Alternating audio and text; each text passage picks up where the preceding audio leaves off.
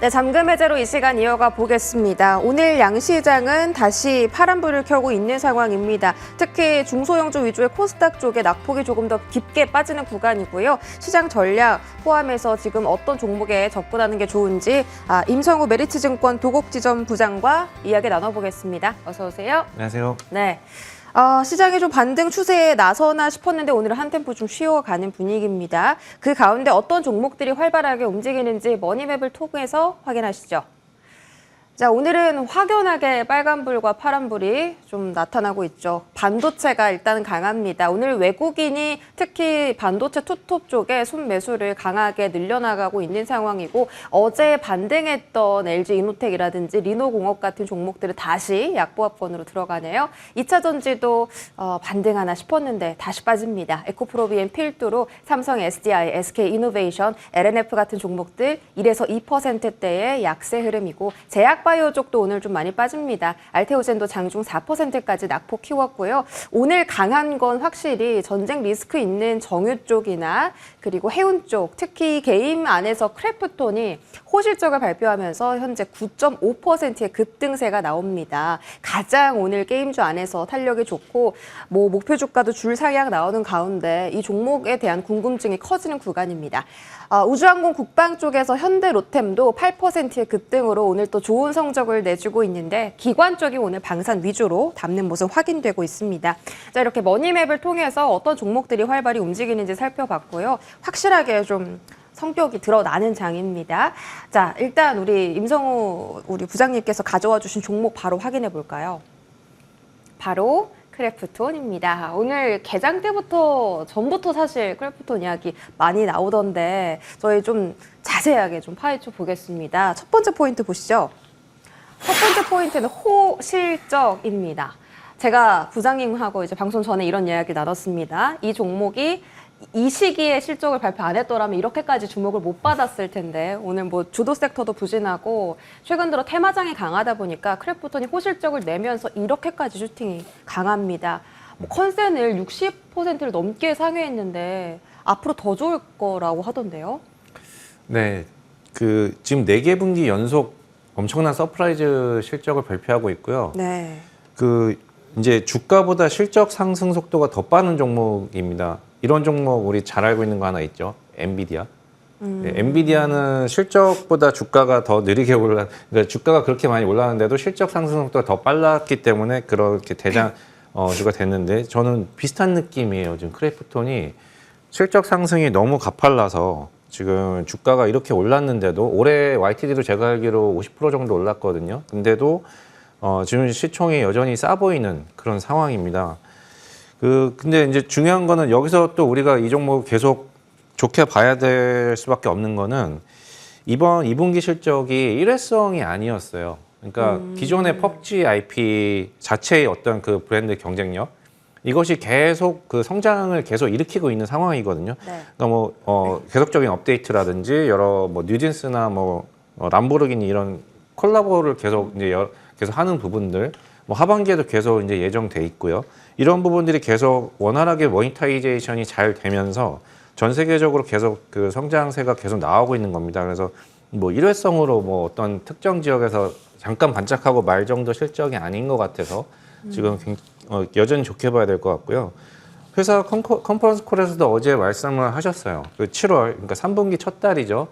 7월에 역대급 실적이 지금 나온 것 같다. 정확하게 숫자는 얘기 안 하셨지만 그렇게 말씀을 하신 걸 보면은 지금 3분기 실적도 2분기에 못지않은 2분기 이상의 어떤 그런 실적이 나올 수 있을 거 기대할 수 있을 것 같고요.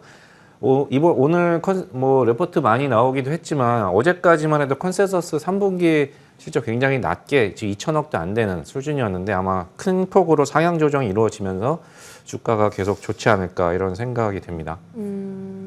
네, 알겠습니다. 주가가 계속 좋을 거다. 하반기에도 실적 좋을 거다. 저도 약간 크래프톤 실적 향상이 약간 기여한 것 같거든요. 저도 게임 좋아해서 약간 제 돈을 좀 써봤습니다. 네. 자, 하반기에도 좋을 거다.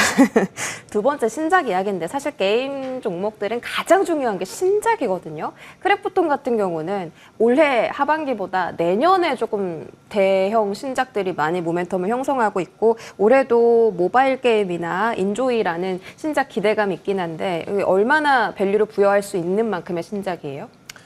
이제 이 회사가 준비하는 신작이 두 개죠. 다크앤다커하고 인조이 그림을 보시는 것처럼 이 네. 두 가지인데 원래 뭐 24년 하반기 출시로 이제 어제 IR 자료에서 이제 확실히 못을 박으셨죠. 근데 뭐 사실은 뭐 25년으로 지연된다 이런 얘기도 좀 있었던 것 같아요. 근데 이제 24년 올해 내로 두 작품 모두 출시가 이제 회사에서 이제 거의 확인을 해 주셨고요.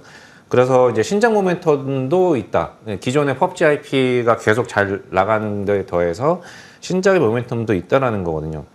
근데 이제 크래프톤이라는 회사에 대해서 인식이 갈리는 부분이 이건데요. 이제 크래프톤이 원 IP, 그러니까 PUBG 하나밖에 없는 회사다.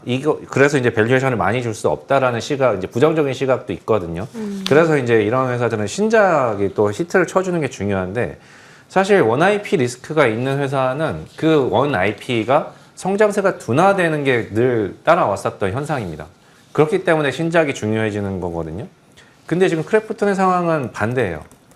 원래 캐시카우인 PUBG가 가장 높은 성장세를 보여주는 와중에 이제 신작까지 플러스 알파가 된다는 거죠. 그러니까 신작이 나와서 뭐 잘 되건 이거 불확실성을 크게 생각하지 않아도 된다는 거예요. 그러니까 그냥 기존의 PUBG만 워낙 잘 나가고 있기 때문에 이 부분을 시장에서는 무시할 수가 없는 상황이 된 거고 신작은 나와서 잘 되면 좋고 뭐 그러니까 불확실성이 굉장히 좀 줄어드는 상황인 거죠. 그래서 다른 원 IP 회사들 대비해서 이 부분은 굉장히 프리미엄을 줄 수 있는 요인이다. 좀 그렇게 생각이 됩니다. 반대로 그 PUBG의 IP가 좀 가치가 떨어지면 그것도 리스크가 될 수는 있겠네요. 그렇죠. 뭐 어느 순간 가서 뭐 성장세가 둔화될 경우에는 또 이제 리스크가 될 수도 있겠지만 아직까지는 뭐 전혀 그런 조짐은 좀 안 보이는 것 같습니다. 네, 너무 몇 년 동안 너무나 인기를 많이 가져가고 있는 게임이라서 이 신작에 대해서는 걱정할 필요가 없다. 이것만 기대서 밸류를 측정받는 게 아니라 이미 확실한 캐시카우가 있기 때문에 신작도 플러스 알파로 모멘텀이 작용하는 거고 마지막 포인트는요. 주가입니다.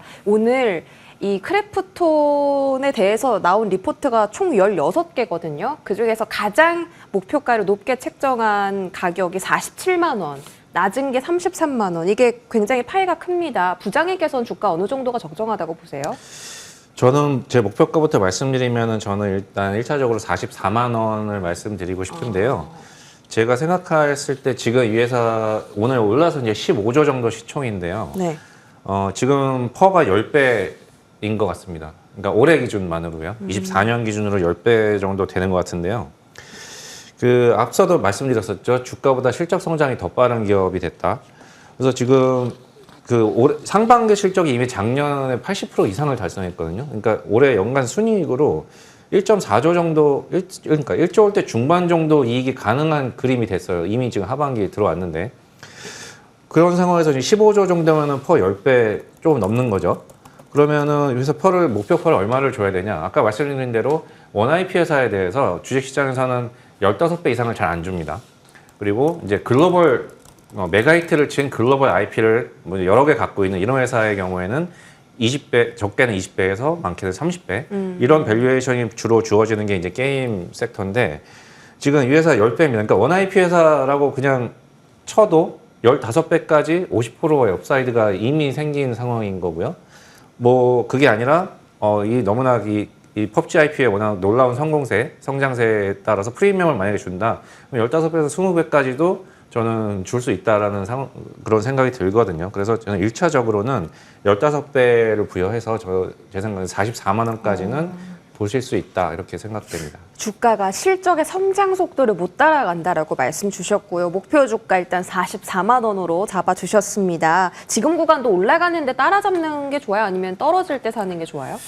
제 생각에 오늘 10% 안쪽으로 오르는데요. 네. 이 정도는 제 개인적으로 오늘 장 열리기 전에 제 생각은 보다는 덜 오르는 것 같아요.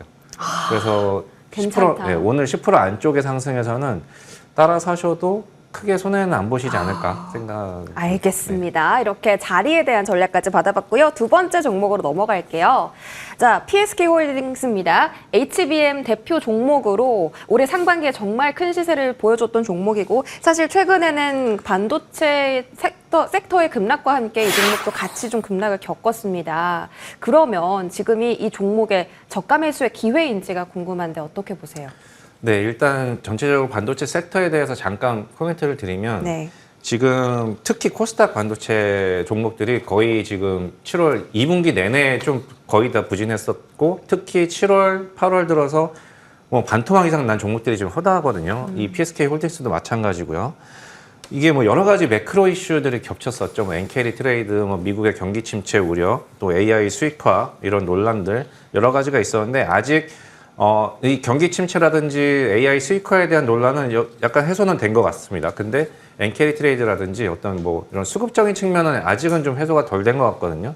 그래서 지금 이번 주에 많은 중요한 경기 지표, 소매 판매 같은 지표들도 대기하고 있어서 아직 거래량도 지금 많이 안 늘고 있는 상황이고요. 미국 네. 시장도 마찬가지인 것 같습니다. 그래서 약간은 좀 지지부진한 상황인데 저는 결국에는 다시 반등 이번 달 정도 지나면서 반등이 세게 나올 거라고 보거든요. 시장 전체적으로. 그럼 그럴 경우에 결국 주도 섹터는 또다시 AI, 반도체 쪽이 될 거라고 봅니다. 네. 그렇게 봤을 때는 지금 그러면 그 반등장에서 우리는 어떤 종목을 사야 될 것인가 했을 때 이 PSK 홀딩스 같은 경우는 이제 상반기에는 굉장히 HBM 관련 핵심 종목으로 굉장히 주목을 많이 받았던 주가 상승폭도 컸던 종목이기 때문에 그 종목이 지금 50% 이상 하락했었던 상황이죠. 그래서 이 종목을 지금 다시 좀 사놓으시면 좋은 기회가 되지 않을까 좀 생각돼서 좀 가져왔습니다. 지금 구간에서는 분명히 좋은 기회가 있을 것이다라고 말씀 주셨고 하반기에 시장이 다시 한번 반등할 때 중심에는 반도체 그리고 HBM이 있을 거다라고 하셨습니다. 포인트 두 번째 볼게요. 두 번째 포인트는 HBM 캐파입니다. 우리가 AI 매출에 대해서 의구심을 가지긴 해도 지금 많은 기업들이 절대적으로 그 캐파를 줄이지 않고 더 늘리고 있는 상황이잖아요. 그럼 당연히 뭐 장비주나 재료 부품주도 수혜를 받겠죠. HBM 네. 캐파는 얼마나 늘어나고 있어요? 네, 그림에 보시는 것처럼 메모리 3사의 HBM 캐파가 23년 말이 이제 95K였었거든요. 근데 지금 24년 말 기준으로 거의 300K에 도달하고요. 거의 3배. 그리고 25년 말 기준으로는 거의 500K. 그러니까 다시 거기서 또 한 2배. 그러니까 2년 사이에 한 5배가 증가하는 굉장히 엄청난 캐파 증가 속도가 나오는 걸로 지금 예상이 돼 있거든요. 네.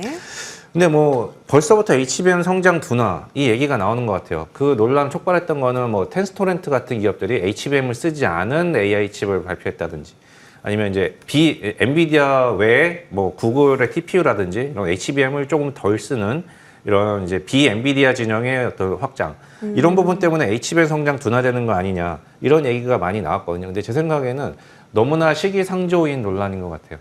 이 AI 산업 자체가 지금 굉장히 극초기입니다. 예를 들어서 오픈 AI에서는 지금 그림이 나오는데요. 지금 AI 산업을 5단계로 구분을 했었고요. 지금이 1단계라고 얘기를 하고 있습니다. 그러니까 2단계, 3단계, 5단계까지는 아직 언제 올지도 모르겠고요.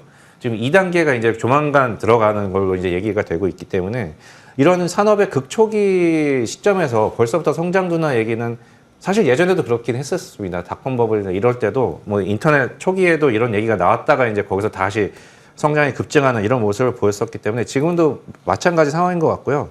결국은 다시 이제 증가한다. 그러면 HBM 시장은 계속 이제 고성장세를 이어갈 건데 그 과정에서 사실 핵심 종목 중에 하나가 PSK 홀딩스죠. 이 회사는 매출 비중의 거의 90%가 HBM용 장비로 쓰이는 그래서 여러 반도체 소부장 중에서는 그 매출 노출도가 굉장히 큰 종목입니다. 이제 리플로우 장비와 디스컴 장비 두 개가 이제 핵심 장비인데요. 이 두 장비 모두 HBM의 이제 회파가 늘어날수록 거기에 따라서 적용이 많이 늘어날 수밖에 없는 장비입니다. 리플로우는 그 이제 열로 이제 녹여줘도 압착하는 장비고, 그리고 디스컴 장비는 층수가 올라가면서 거기에 구멍을 뚫을 때 찌꺼기를 제거하는 장비이기 때문에 핵심 장비입니다. 그래서 이 부분에 대한 그 핵심 장비 회사고요. 논란이 있었습니다. 이제 하이브리드 본딩 얘기 많이 나오죠.